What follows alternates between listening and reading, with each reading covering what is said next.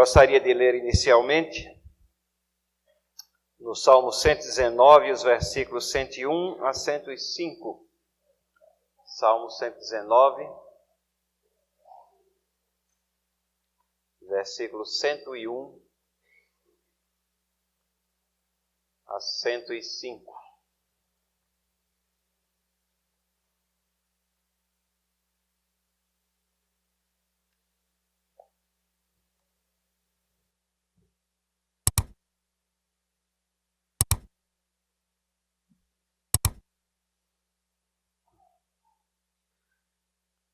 Diz assim a palavra de Deus: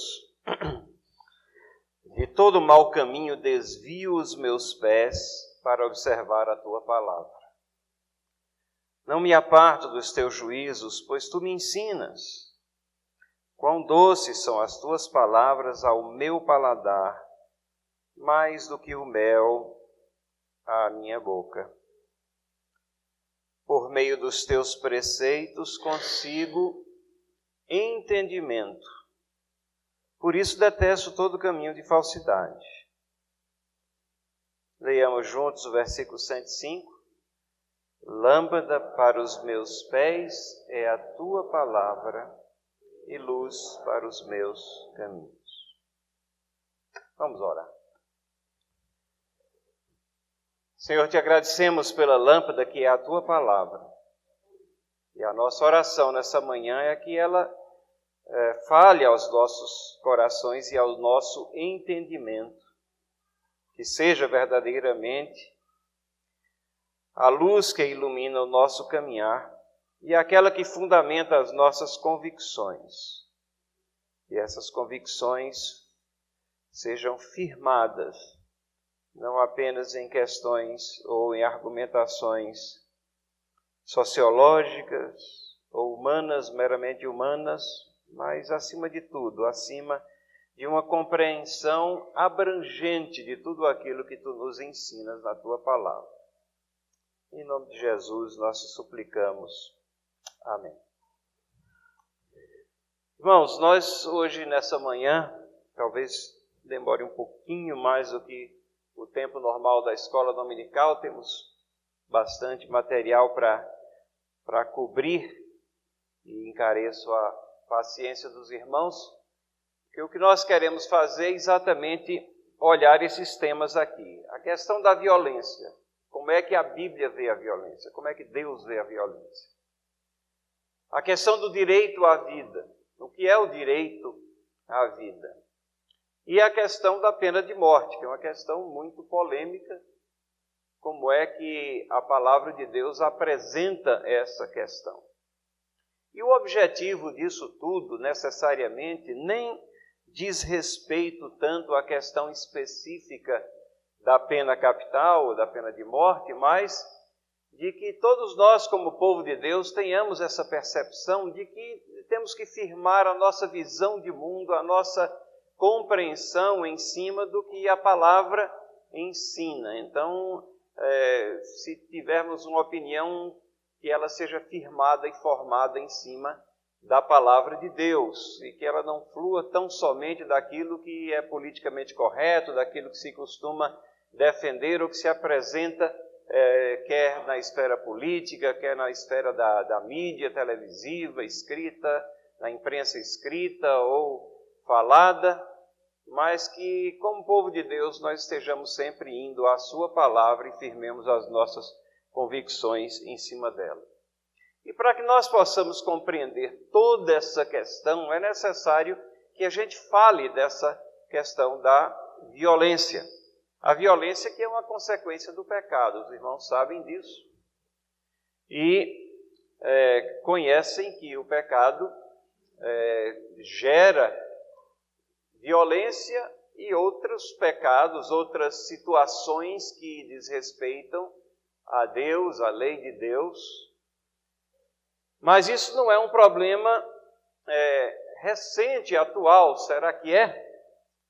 Eu sei que ele é bem atual, obviamente. Aqui temos algumas capas de revista, algumas de alguns anos atrás, que mostram aqui uma família com armadura né, indo para fazer as coisas, as crianças para diversão, o marido para o trabalho, a esposa para a compra, mas com armadura medieval para se valer da violência, mas a família está gritando por socorro em função da violência que campeia em nossos dias. Essa outra revista aqui mostra aquele incidente que virou até filme, um filme recente, um incidente mais remoto, daquele ônibus que foi sequestrado lá no Rio de Janeiro. Vocês lembram disso, provavelmente? Onde ficou aquele impasse, a televisão encheu o local de câmeras, o ônibus não ia nem para frente nem para trás, o sequestrador estava ali ameaçando todas as pessoas e no final de contas, quando ele saiu, terminou, morreu o sequestrador, morreu uma pessoa ali também e as pessoas ficaram ali debaixo dessa situação de medo, de pavor, dentro de um ônibus, durante horas, quase que acho que 12 horas, o dia todo, de manhã até a noite. Isso daí foi retratado em tempo real pela televisão. E essa situação, que é internacional, mas aqui no Brasil mesmo, gera até a atenção de órgãos de imprensa no estrangeiro. A revista Time fez uma reportagem um tempo atrás, mirando o crime, falando sobre a criminalidade no Brasil. Então, essa pergunta ela é pertinente. Esse surto de violência que nós vivemos é uma coisa agora, moderna, atual?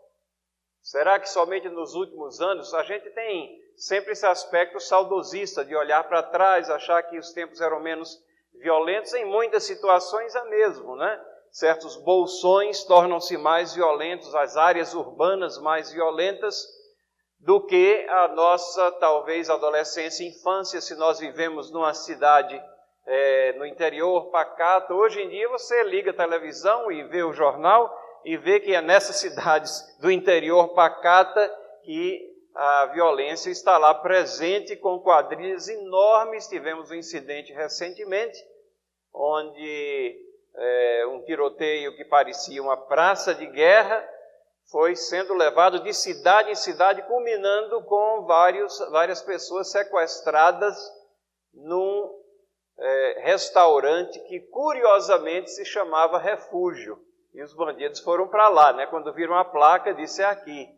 E foram para lá e ficou aquela confusão. Graças a Deus, nenhum dos que ficaram reféns foram mortos, mas metade da quadrilha fugiu e vai perpetrar outras violências por aí. Essa questão da violência, às vezes a gente fala academicamente, até que alguém próximo a nós sofre algum tipo de violência. Então aquilo aí cai a ficha e cai às vezes violentamente, né, para a nossa percepção de que estamos muito próximos dela.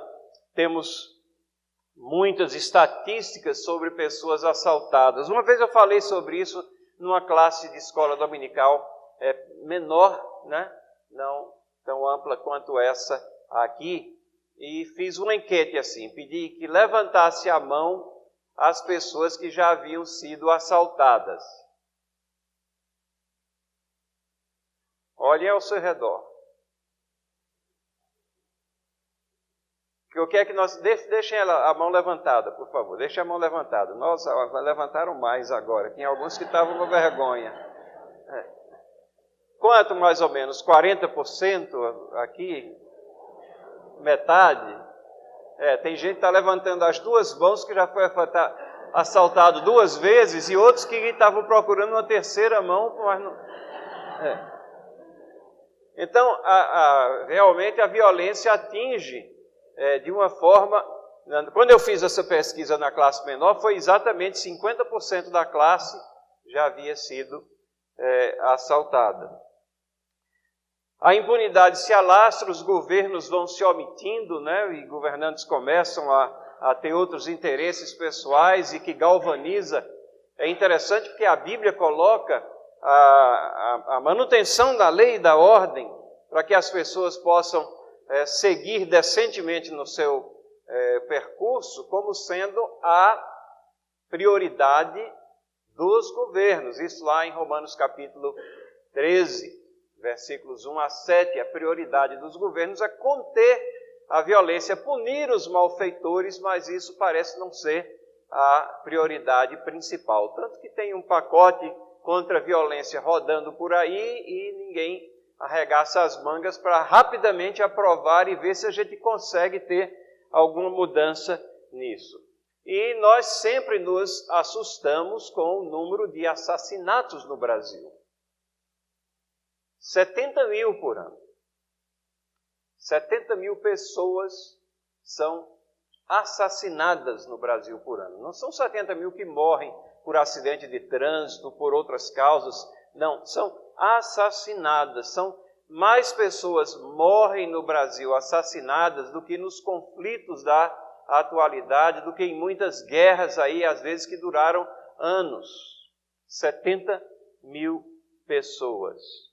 Será que é realmente um problema da atualidade, um problema moderno? Com certeza ele é. É um problema da atualidade, é um problema moderno. Mas quando nós vemos o histórico nas Escrituras, nós vemos que a violência está presente desde o início, lá no incidente de Caim e Abel. Vocês lembram Gênesis capítulo 4, versículo 1 a 24, retrata essa situação.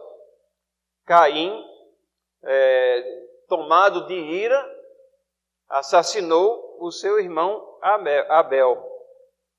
E quando nós lemos o trecho com cuidado, e o nome de Caim é referido em diversas partes na Bíblia, quando nós vemos que Deus avisou a Caim, não é, que o pecado jaz à porta, mas cabe a ti dominá-lo. Então a violência é fruto do pecado. A violência é fruto do pecado. E se o pecado está presente desde os primórdios da humanidade, a violência também está presente na história da humanidade. Nós temos o relato de Lameque. Lameque, lá em Gênesis 4, 23 e 24, diz assim: E disse Lameque às suas esposas, Ada e Zilá: Ouvi-me, vós mulheres de Lameque, escutai o que passo a dizer-vos.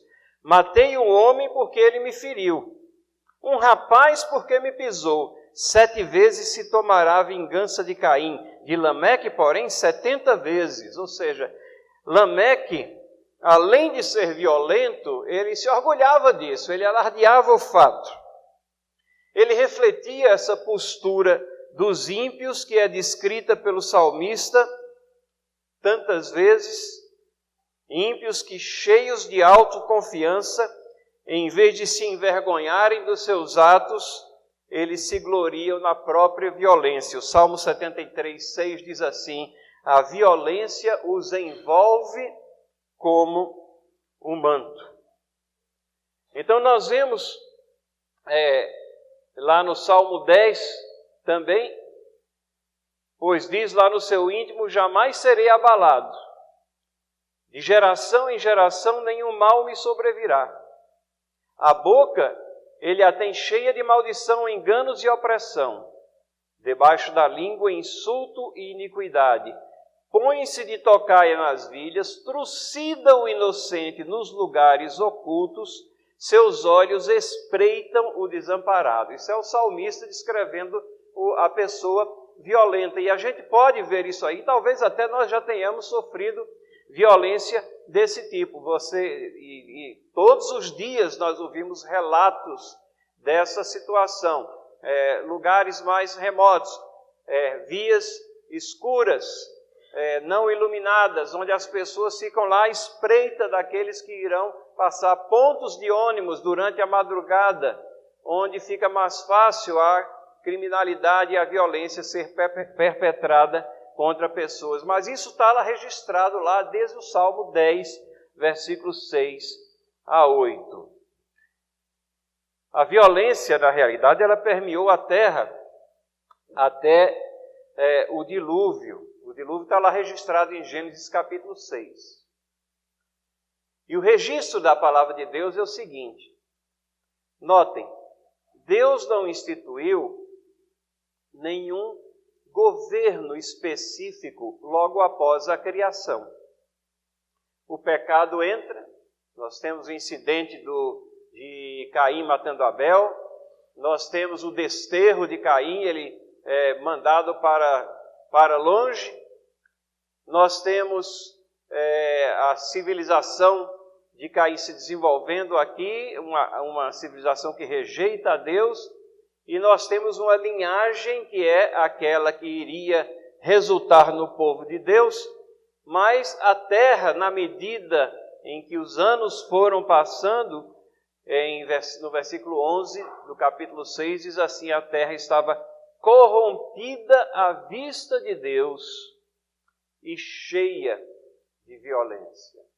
A violência havia se alastrado de tal maneira que a terra, a humanidade é alvo do juízo de Deus e ele manda o dilúvio, exatamente preservando apenas uma família que havia ficado leal a Deus, leal aos princípios de Deus. Noé, o pregador, o pregoeiro da justiça, ele é preservado na arca e depois nós temos a descendência de Noé povoando a terra também depois do dilúvio. Em Gênesis capítulo 19, versículo 5, nós lemos que os anjos visitaram a Ló, os homens da cidade procuraram arrombar a casa para arrancarem os 2 varões formosos para molestá-los sexualmente. Violência, o crime não apenas contra a vida, mas a violência sexual também presente desde os primórdios, desde o início da humanidade, fruto do pecado. E essa declaração de Ezequiel, capítulo 7, versículo 23, é muito próxima à nossa atualidade, não é? A terra está cheia de crimes, de sangue, e a cidade cheia de violência. E ele escreveu isso há milênios atrás. Como já lemos, Salmo 73, diz a violência os envolve como um manto, e as pessoas violentas muitas vezes se escudam na própria violência, acham que pode tudo, acham que podem desafiar todos os princípios e valores eternos, acham que pode se contrapor contra Deus e as suas leis e os governos que ele instituiu. Mas violência maior foi praticada contra o nosso Senhor Jesus Cristo. Ele foi torturado, espancado, pendurado pelas mãos e pés com pregos em uma cruz, culminando com uma morte lenta e dolorosa por asfixia, sem ter qualquer pecado. E ali na cruz, ele sofria violência e punição e morria em substituição pelo seu povo. Mas ele foi vítima ali da violência de pessoas que o espancaram, o esbofetearam, colocaram uma coroa de espinhos nele, lancetaram e foi deixado para morrer ali na cruz do Calvário. Capítulo 11 de Hebreus nos fala dos mártires da fé.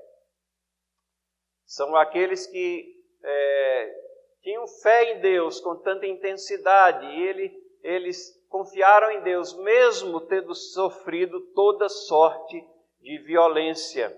Servos fiéis que experimentaram açoites, escárnios, prisões, torturas, mutilações, ficando necessitados, aflitos e maltratados. E aqueles, assim, esses fiéis estão ali relacionados naquela galeria da fé, que é o capítulo 11 de Hebreus.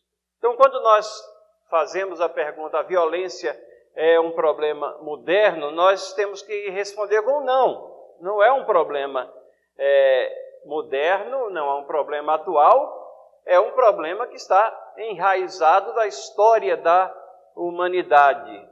Um problema tão antigo quanto a própria humanidade é antiga.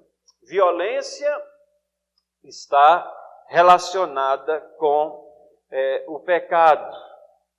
O que nós temos nos dias de hoje é que são formas mais sofisticadas no exercício da impiedade. Na medida que Deus permite o progresso da humanidade, a criminalidade também se utiliza desse progresso de meios de comunicação, de formas sofisticadas de transporte, de execução, e vão propagando a violência por meios diferentes, talvez, do que era propagada na antiguidade. Mas a violência não é um problema moderno.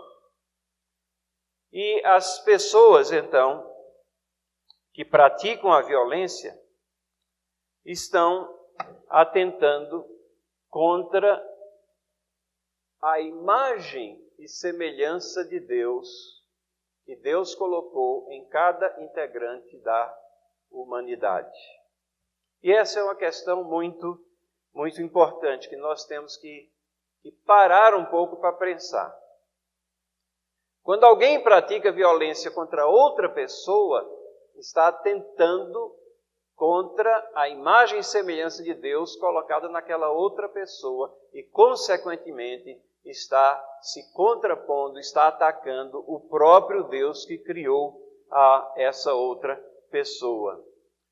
Mas como cristãos, nós temos que entender que existe remédio para a violência. Deus não deixou a violência campear sem freios. O primeiro freio que ele colocou foi lá no dilúvio, quando ele fez um julgamento sobre a violência que se alastrava por toda a terra, e a partir do dilúvio nós temos a instituição dos governos, dos governantes, que ocorre depois do dilúvio. Como é que Deus vê a violência? Como é que Deus enxerga a violência?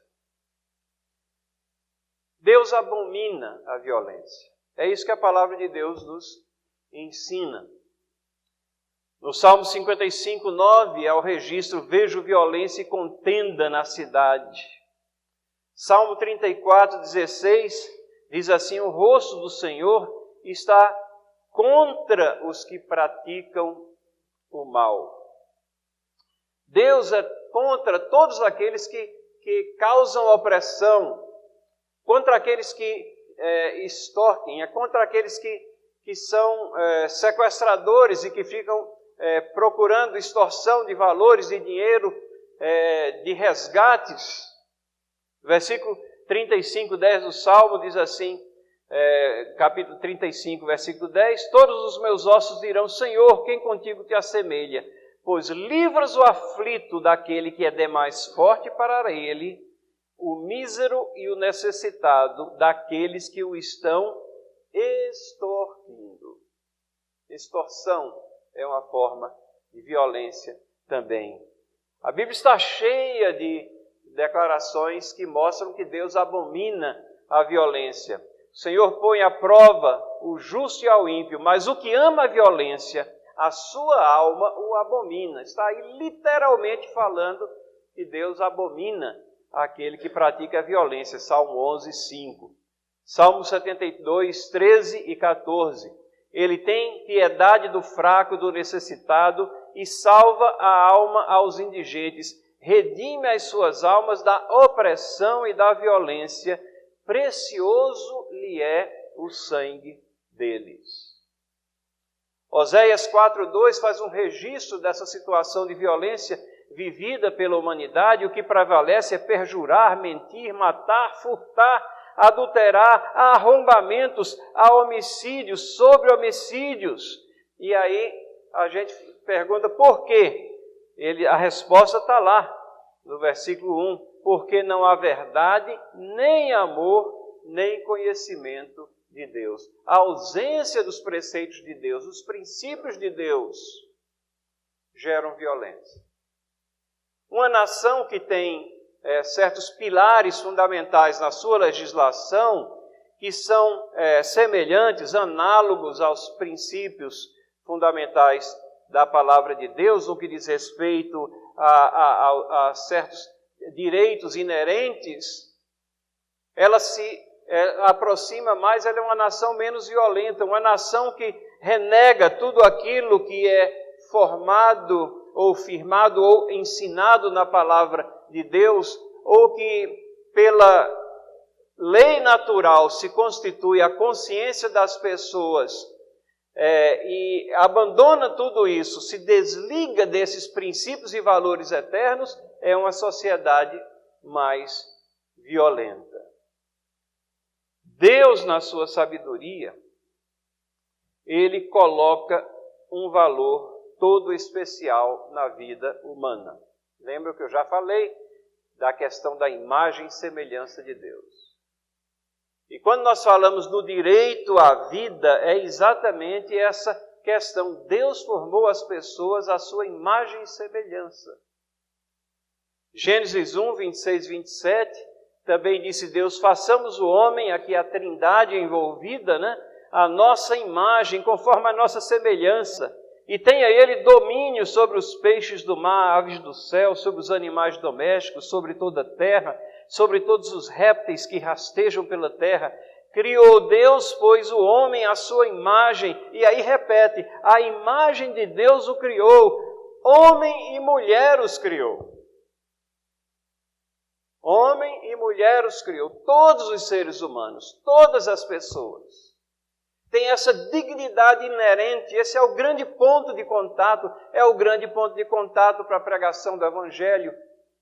O fato de que todos, não somente os crentes, mas os descrentes são criados à imagem e semelhança de Deus. É esse fato que faz com que as pessoas tenham esse vazio de espiritualidade, que procuram preenchê-lo com imagens, com outras coisas, e que só vão encontrar a finalidade da sua existência como imagem e semelhança de Deus, quando esse vazio é preenchido com a adoração ao Deus verdadeiro. Mas essa é uma questão muito importante quando a gente está estudando a questão da valorização do direito à vida. Gênesis 5:1 diz assim, esse é o livro da genealogia de Adão, no dia em que Deus criou o homem, a semelhança de Deus o fez. Mais uma vez reafirmando o ponto. E 1 Coríntios 11:7, a descrição do homem, das pessoas, como sendo imagem e glória de Deus. Agora parem para pensar um pouco. É exatamente porque somos criados à imagem e semelhança de Deus que tirar a vida de alguém, tirar esse direito à vida, é um pecado que Deus abomina. Nós vimos que Deus abomina a violência. É lógico que Ele abomina todos os pecados, mas especificamente esse pecado é um dos atentados maiores contra as determinações de Deus. E Deus, na sua sabedoria, colocou esse valor todo especial na vida humana. E Ele formou a sua imagem e semelhança às pessoas. E Ele aplica e delega a mais alta penalidade. Existem várias penalidades contra vários pecados, mas a mais alta penalidade é exatamente contra o assassinato, contra o atentado à vida. E sabem quando é que isso ocorre? Gênesis capítulo 9. E sabe qual é a importância disso daí, de que ocorre lá em Gênesis capítulo 9? Primeiro, ocorre depois do dilúvio. Deus aplicou o julgamento. Ele veio e aplicou o julgamento contra todas as pessoas. E aí, ele chama Noé e renova o pacto com Noé. E ao renovar o pacto com Noé, ali você vê, nessa renovação do pacto, o estabelecimento do governo. E a finalidade principal do governo, que é exatamente garantir a segurança, garantir esse direito à vida, é ali delegada ao homem, às pessoas. Gênesis 9:5. Qual é outro significado importante de ter sido lá em Gênesis 9? Muitas vezes a gente tenta entender essa questão da pena capital, da pena de morte, olhando para a legislação civil de Israel. E nós sabemos que a legislação civil de Israel ela teve um caráter temporal para um povo. Mas ali nós temos apenas a aplicação da lei moral de Deus a um povo específico, mas essa questão antecede as tábuas da lei, antecede a pessoa de Moisés, está sendo dado a Noé aqui, antes das leis civis. E a inferência disso é que há uma aplicabilidade universal. O texto diz assim: certamente requererei o vosso sangue, o sangue das vossas vidas. De todo animal requererei, como também do homem. Sim, da mão do homem, sim, da mão do irmão de cada um requererei a vida do homem. Veja, quem derramar sangue de homem, pelo homem terá o seu sangue derramado, porque Deus fez o homem à sua imagem. Aqui estão todos esses elementos que eu estou falando conjugados aqui. É um verso que a gente tem que olhar, ler, meditar várias vezes. Deus está dizendo que derramamento de sangue é inútil, ele não é admissível nem para animais, você sair matando animais. Jacó, quando estava fazendo o balanço dos seus filhos, ele faz uma condenação lá a Efraim, porque ele era cruel com relação aos animais e cortava os tendões dos animais só para ver eles saírem rastejando. Era uma crueldade que ele fazia contra os animais. Isso daí, obviamente, é contra os princípios de Deus. Mas aqui ele vai particularizando a questão no assassinato. Quem derramar sangue de homem, ele não diz aqui que será fulminado por Deus, não, como foi no dilúvio. Ele diz aqui, pelo homem terá o seu sangue derramado, porque Deus fez o homem à sua imagem. Ele dá razão para isso. Quem atentar, em outras palavras, contra esse direito à vida, que é dado por Deus e que reflete a imagem e semelhança de Deus, perde o seu direito à vida. E quem é que executa isso? É uma estrutura chamada governo, ou assim deveria ser, que executa esse princípio de justiça. Veja bem, a pena capital, ela tem a origem na Bíblia, ela não foi inventada pelo homem. Muitas vezes, quando a gente estuda isso sociologicamente, a gente aprende que, não, isso foi no desenvolvimento das civilizações, uma forma primitiva de realização de justiça, mas hoje o mundo está muito mais iluminado e agora ele sabe que deve abandonar essa forma primitiva de justiça. Será? É o próprio Deus que está colocando isso. Não foi o homem que desenvolveu esse pensamento, não. É o próprio Deus que delegou a estrutura do governo, a aplicação dessa penalidade promulgada pelo Deus Todo-Poderoso. João Calvino, refletindo sobre essas questões, ele diz assim: quando Deus diz que ele requererá a punição dos animais quando violarem a vida de um homem, ele nos dá isso como um exemplo. Se tomando o lado do homem, ele se enfurece contra a criatura bruta, apressadas por uma impetuosidade de alimentação em cair sobre o homem, o que será de um homem que injusta e cruelmente, contrariando o sentido da natureza, ataca um dos seus irmãos? Está lá no comentário de Calvino. Calvino, vocês todos conhecem, ele é o autor não somente daquele livro de teologia chamado Institutos da Religião Cristã, mas ele foi um escritor prolífico, e ele escreveu comentários sobre quase todos os livros da Bíblia. E comentando sobre o verso, ele diz assim: como eu disse, às vezes a gente não entende essa questão porque a gente olha só para a legislação civil de Israel. E a gente se prende no fato de que aquela legislação é temporal. Mas a validade da pena capital não é firmada na lei civil de Israel.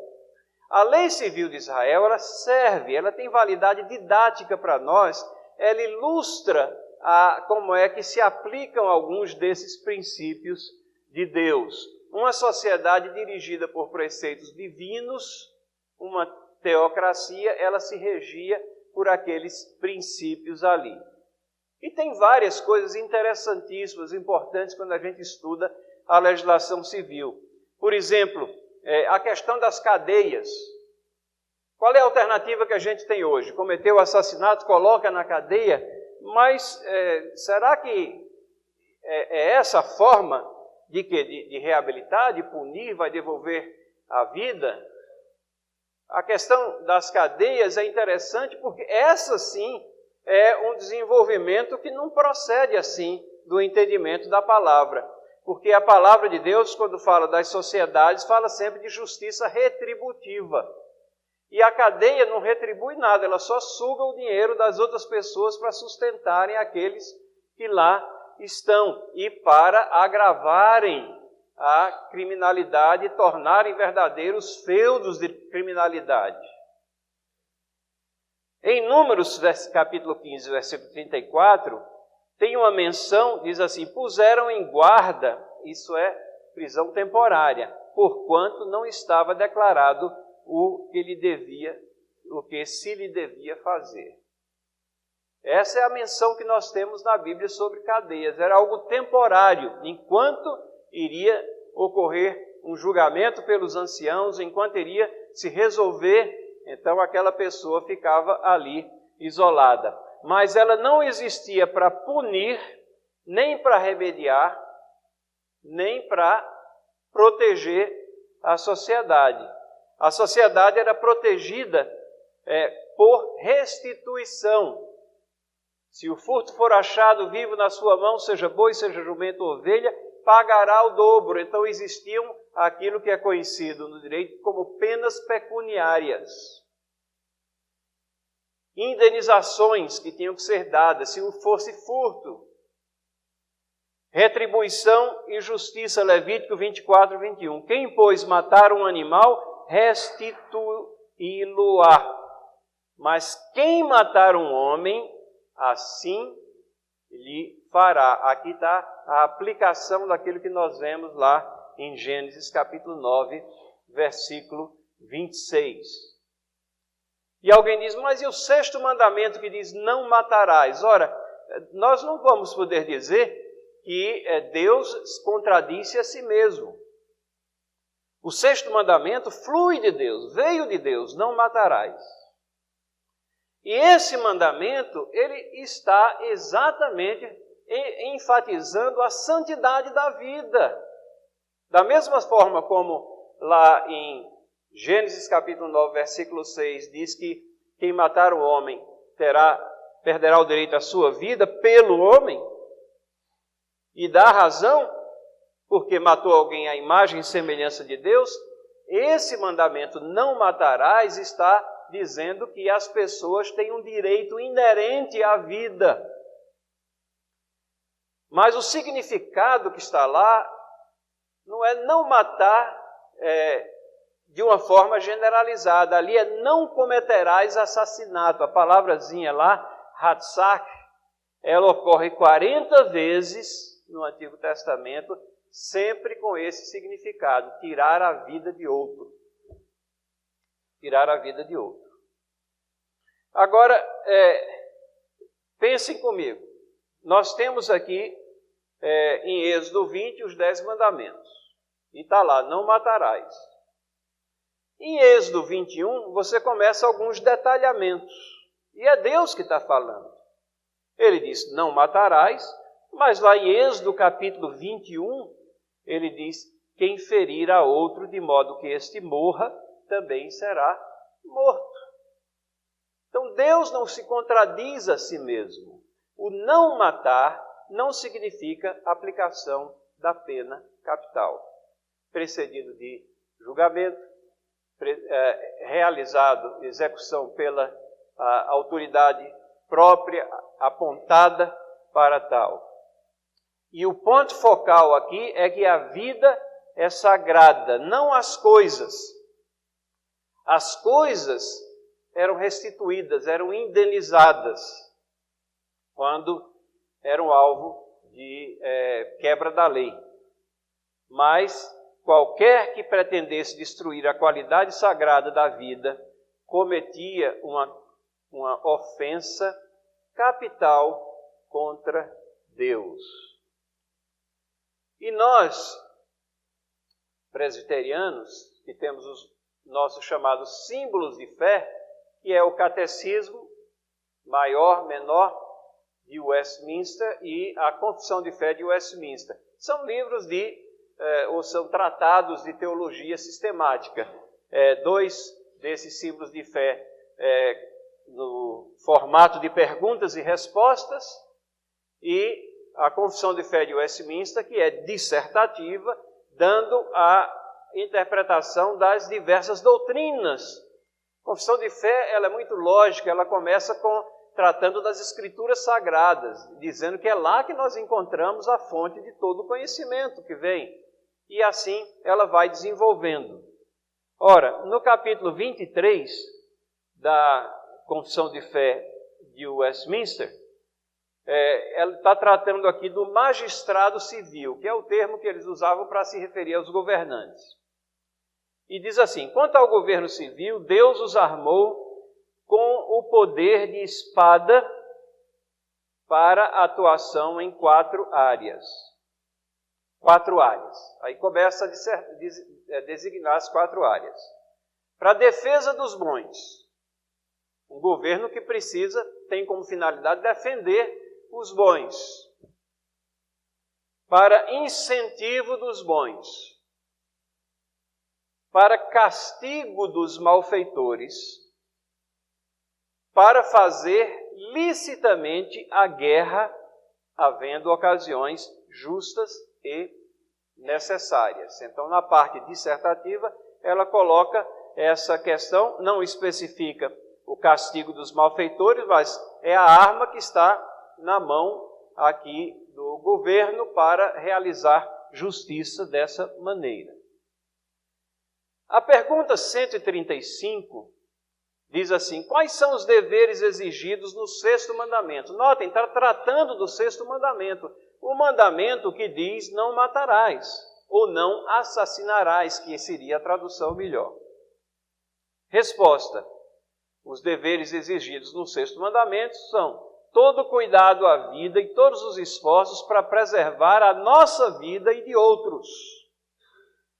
Preservar a nossa vida e de outros. Não assassinar significa você exercitar todo o empenho para defender a sua vida e a vida de outras pessoas que estavam, da sua família, da sua mãe, do seu pai, de quem estiver com você, do seu amigo, aquilo que estiver no seu poder para defender a vida. Isso daqui, porque você sabe que a vida é sagrada, você vai colocar todo o empenho.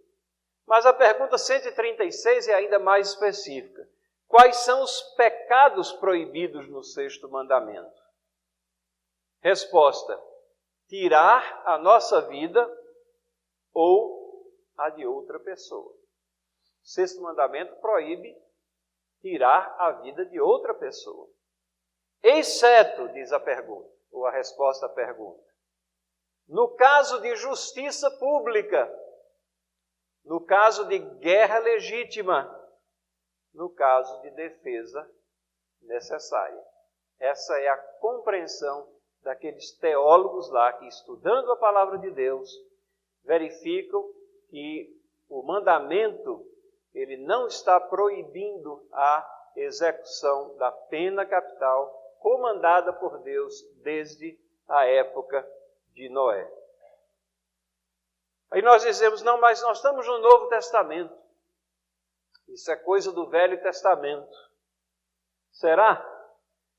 Paulo diz, não estamos sob a lei, mas sob a graça. É verdade, mas a gente compreende bem o que é que ele quer dizer.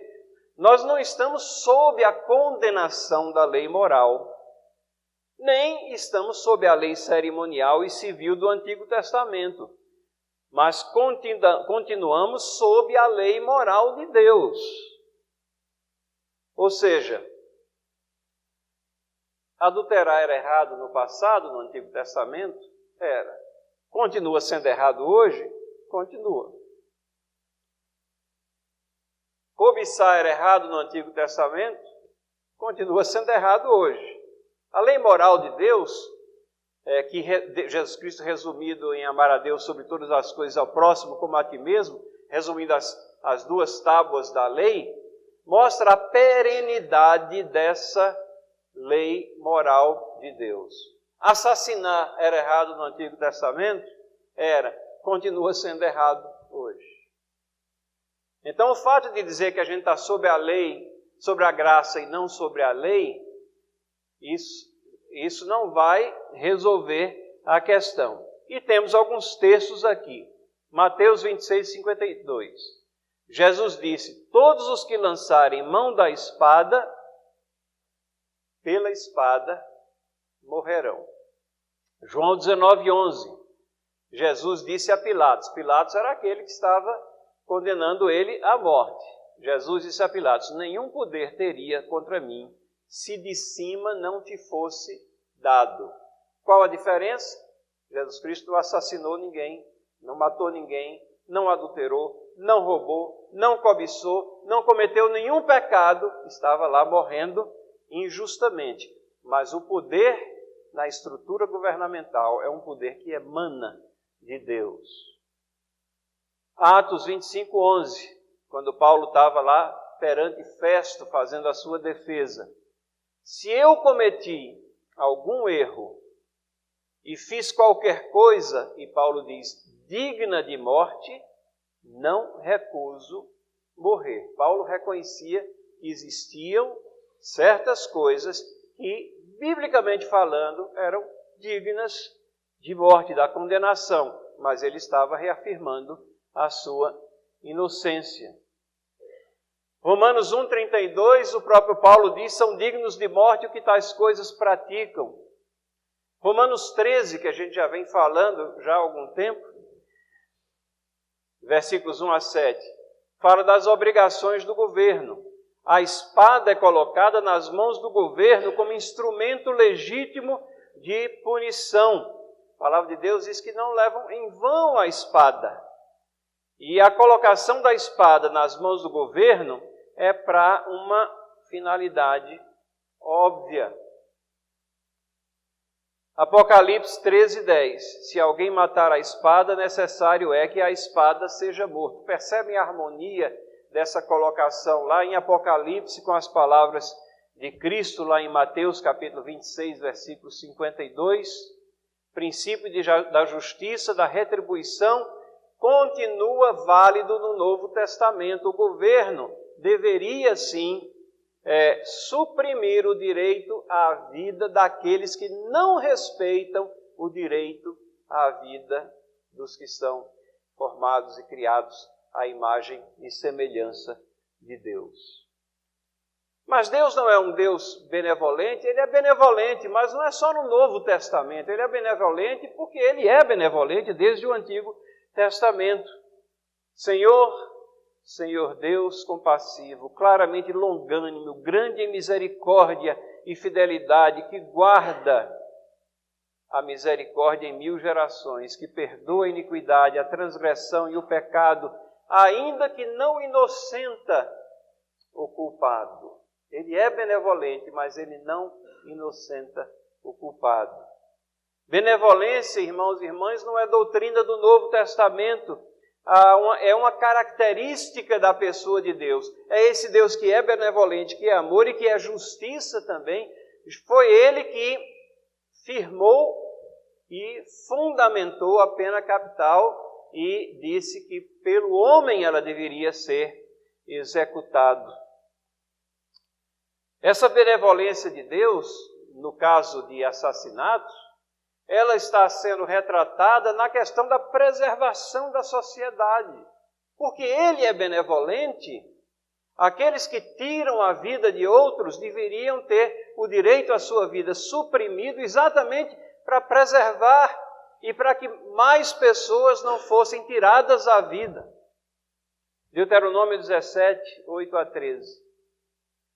Quando alguma coisa te for difícil demais em juízo, 17, 8 a 13. Caso de homicídio e de demandas e de violência e violência, farás segundo o mandamento da palavra que anunciarem no lugar que o Senhor escolher. Terás cuidado de fazer consoante tudo o que te ensinarem, segundo o mandado da lei que te ensinarem, e de acordo com o juízo que te disserem. Farás da sentença que te anunciarem, não te desviarás nem para a direita, nem para a esquerda. O homem, pois, que se houver soberbamente, não dando ouvido aos sacerdotes que está ali para servir ao Senhor teu Deus, nem ao juiz, este morrerá, e eliminarás o mal de Israel, para que todo o povo ouça, tema e jamais se ensoberbeça. Se esses princípios inerentes de retribuição fossem observados na legislação do nosso país, com certeza teríamos uma diminuição da criminalidade.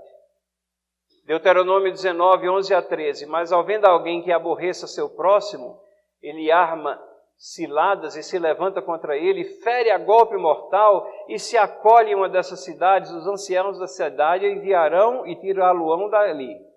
E entregá-lo-ão na mão do vingador de sangue para que morra. Não olharás com piedade, antes exterminarás de Israel a culpa do sangue inocente, para que te vá bem. Aqui está falando das chamadas cidades de refúgio, que eram lugares, não era de refúgio permanente, era de refúgio temporário, até que houvesse o julgamento, e então o executor faria a execução se fosse achado mérito naquela acusação. Mas, infelizmente, a argumentação, mesmo dentro dos evangélicos, é meramente sociológica ou apenas, às vezes, politicamente correta.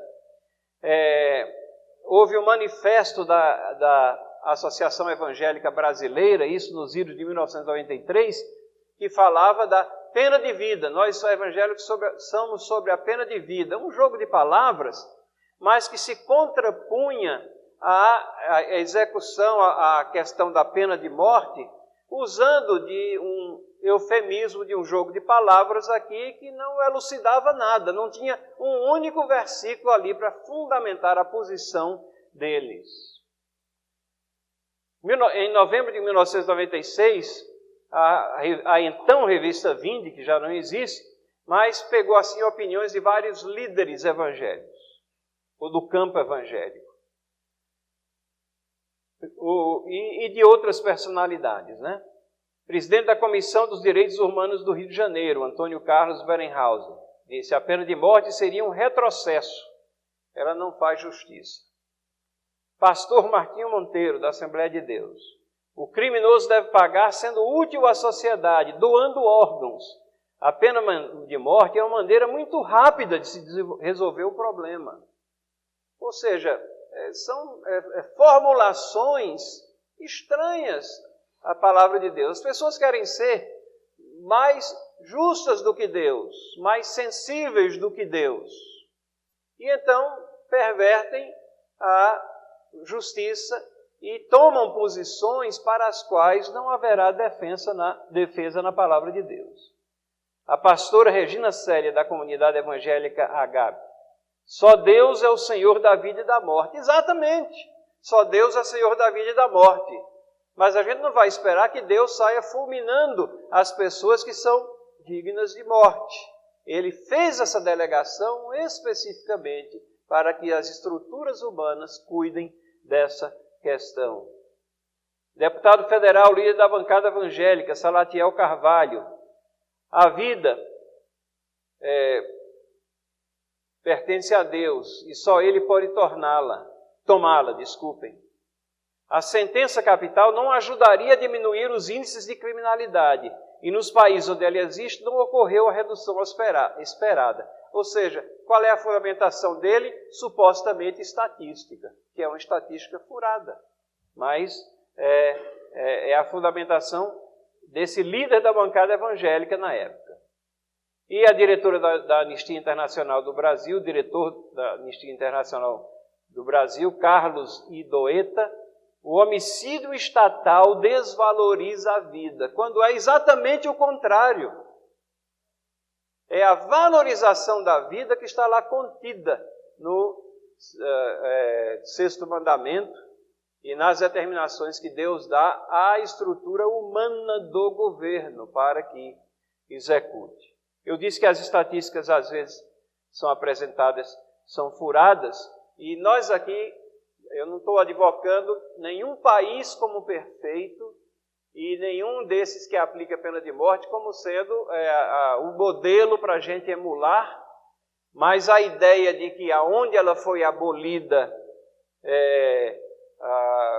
a criminalidade, aonde ela existe a criminalidade não baixou, não subsiste nem ao exame estatístico. Você tem um intervalo ali, por exemplo, nos Estados Unidos, onde houve a abolição da pena de morte e os assassinatos subiram e depois ela foi reinstalada para ver se conseguia controlar a onda de assassinatos que aumentou exatamente nos anos em que ela foi abolida. A questão é, irmãos e irmãs, nós não podemos ser mais justos ou melhores do que Deus.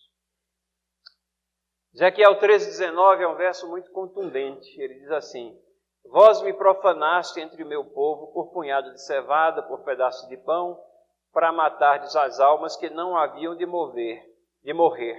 Vejam, e preservardes com vida as almas que não haviam de viver. Então, passar a mão na cabeça, achar que não é bem assim, achar que tem outros meios alternativos, isso pode proceder de um entendimento do contexto atual, mas não procede de um exame maior da palavra de Deus. Provérbios 17,15 diz assim: o que absolve o ímpio, e se você não aplica a pena capital, aquele que assassina, você está absolvendo ele de uma certa forma, né? E o que condena o justo são ambos abomináveis ao Senhor. Ou seja, condenar o justo também é abominável. Mas absolver o ímpio é abominável também ao Senhor. A questão principal em tudo isso é que, se nós vamos firmar uma opinião, nós temos que ir à palavra de Deus e não buscar muito naquilo que supostamente valoriza a vida, quando na realidade representa um descaso pela vida daqueles que não haveriam de morrer se não tivessem sido assassinados. Numa determinada ocasião, alguém me disse: não, mas se você tira a vida de um condenado, você está tirando a oportunidade dele se converter. E aí? Bom, é verdade. Agora, se você não tira a vida desse... Isso é especulativo, né? Primeiro, é especulativo. E a gente caminha de acordo... Nós não caminhamos, o cristão não caminha pragmaticamente de acordo com possíveis resultados, mas de acordo com princípios. Se a gente vai argumentar desse jeito, a gente também pode argumentar. Não, mas se eu não tiro a vida dele, se o Estado não vai e não executa a pena capital, quantas pessoas mais ele não irá assassinar? Porque nós sabemos que ele não vai ficar na cadeia durante muito tempo. E nós sabemos que ele vai tirar vidas, inclusive lá dentro mesmo, de pessoas criadas, formadas à imagem e semelhança de Deus. Então, se vamos argumentar com relação à oportunidade dele se converter, e para isso a gente esquece das determinações de Deus, então nós também podemos argumentar das outras que ele vai tirar a vida e que não vão ter oportunidade de se converter, né? Então, esse tipo de argumento, ele se anula em si mesmo.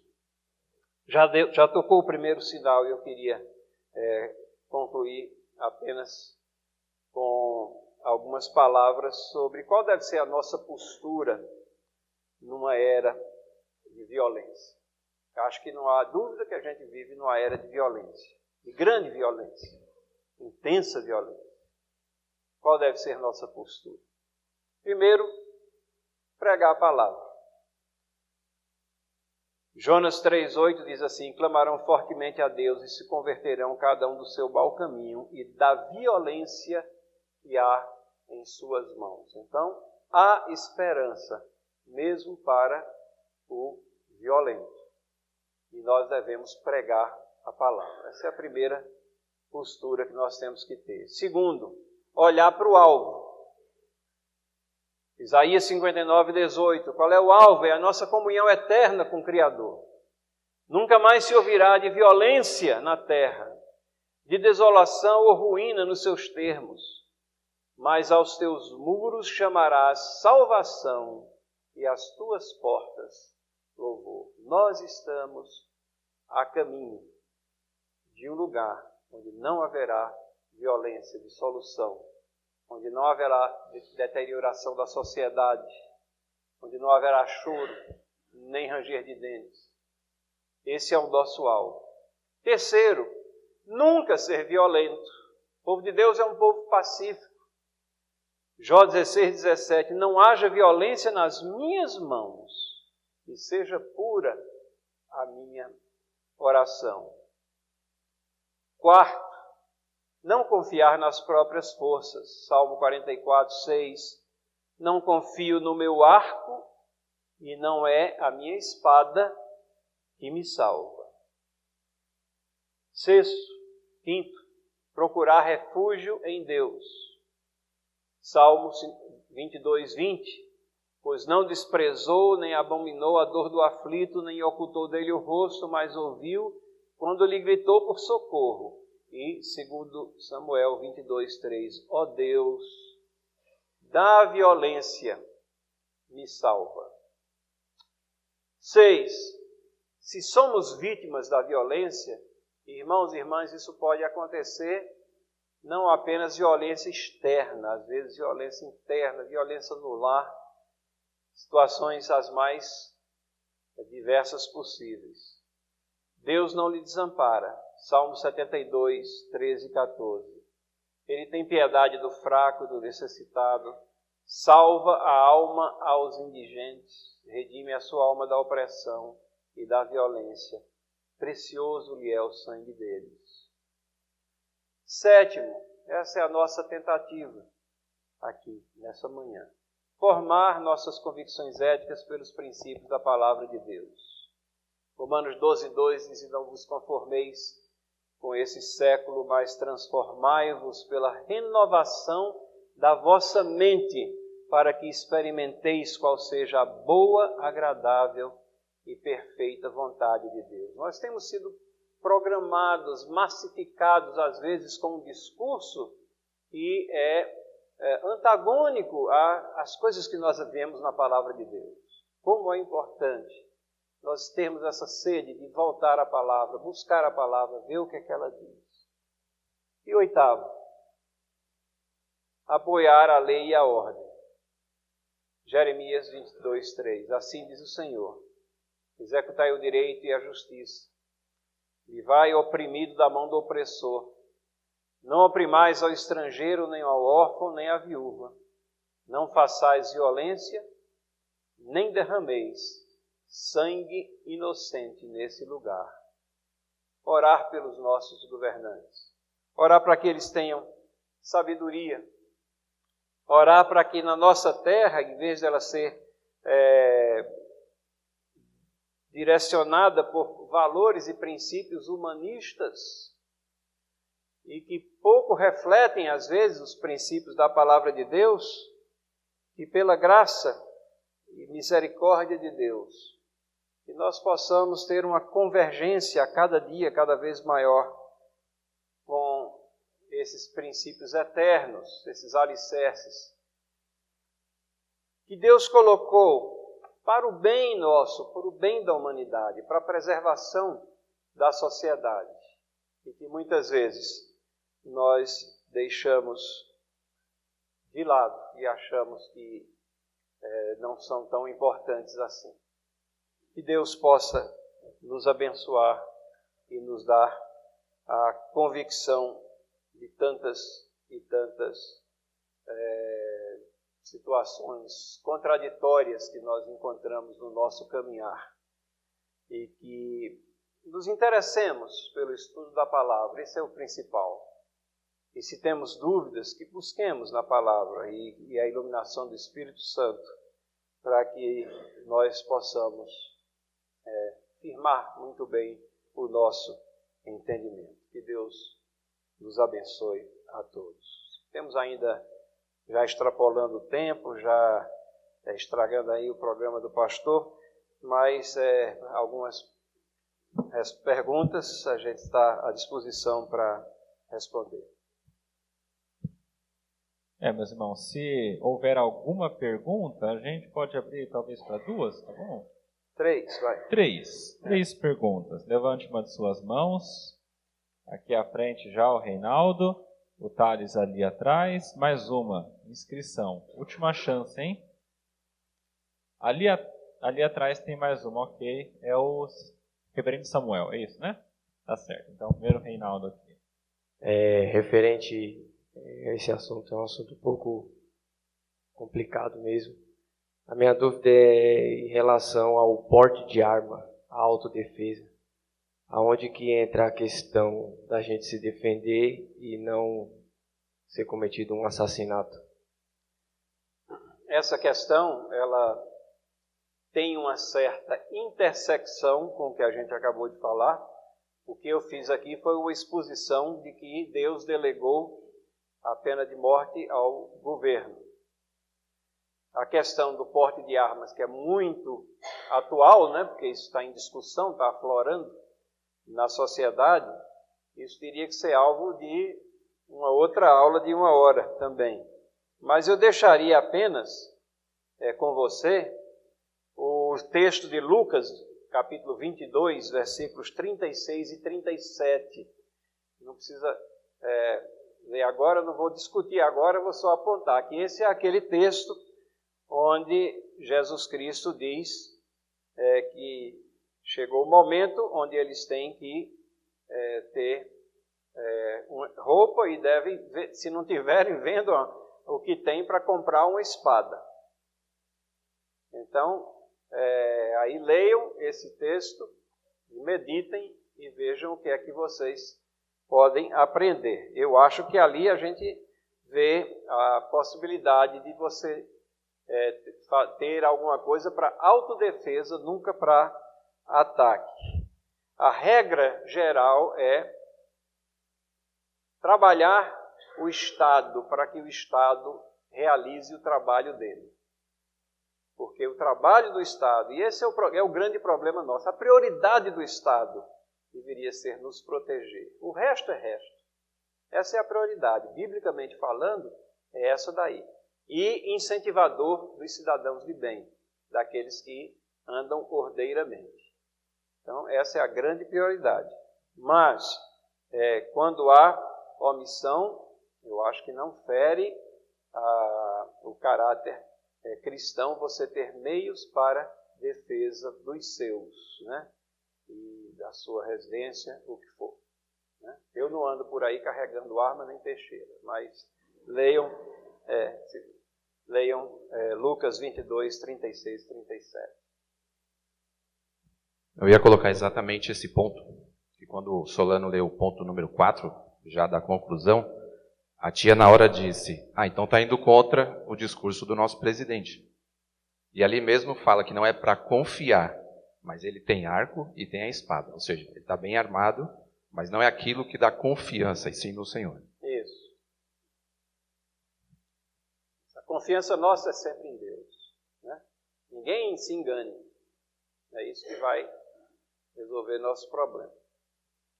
Reverendo Samuel, para uma pergunta também. Obrigado pela palavra, obrigado, presbítero Solano, sem dúvida, sempre bom ouvi-lo.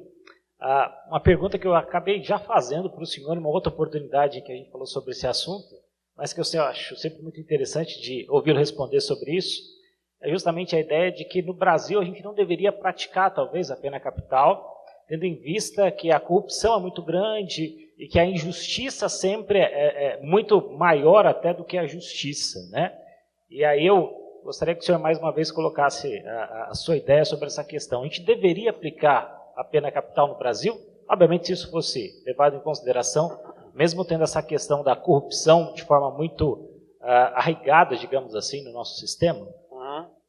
Ok, a pergunta é muito bem colocada. Essa é uma dúvida que sempre surge, né? Num governo tão corrupto, onde as pessoas olham seus próprios interesses, onde existe tanta injustiça, como é que nós iríamos defender a plena capital exercida pelo Estado? Mas eu olho que a determinação de Paulo ali em Romanos capítulo 13 é uma determinação não qualificada. Ela ali está estabelecendo os deveres do governo. Nós não podemos esquecer que Paulo ele estava debaixo de um dos governos mais injustos também. Aquele que matou o próprio Cristo, sem que ele merecesse. Mas ele coloca o poder da espada na mão do governo. Ele está delineando princípios.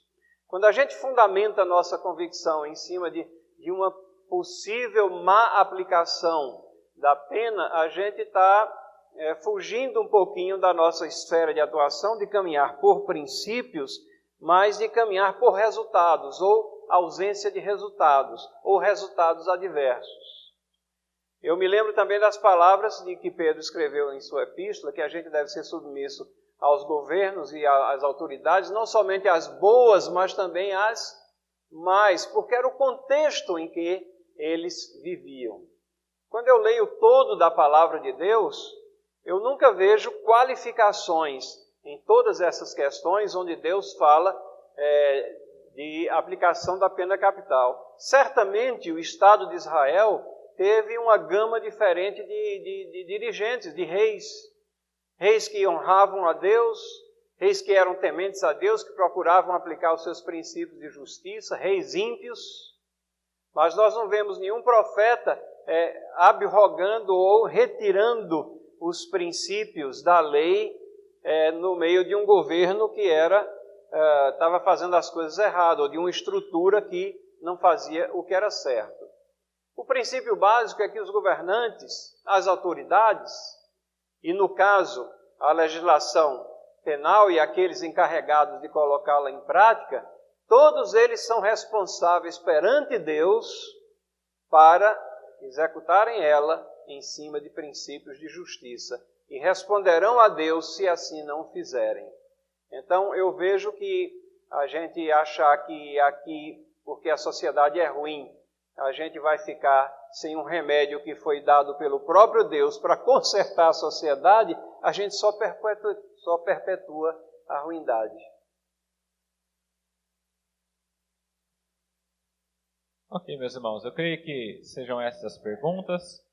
Vamos fazer uma oração apenas, agradecer a Deus por este tempo e agradecer também ao presbítero Solano pela excelente aula, que Deus o abençoe. Vamos orar, meus irmãos.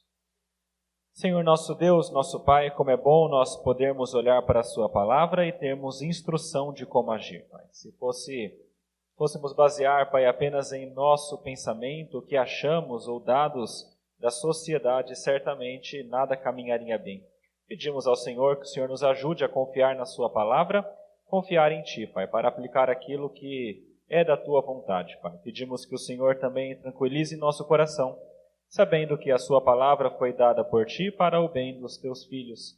Pedimos que o Senhor nos ajude a confiar em Ti, sabendo que o Senhor atua por meio da sua palavra. Agradecemos por essa aula, pedimos que o Senhor continue conosco, nos ajudando, Pai, também a lidar com essas questões tão importantes e difíceis como é a violência e a pena de morte e assassinatos. Pai, pedimos a sua graça sobre nós, sobre a sua igreja, assim como também a sua proteção. Tudo isso em nome de Jesus. Amém.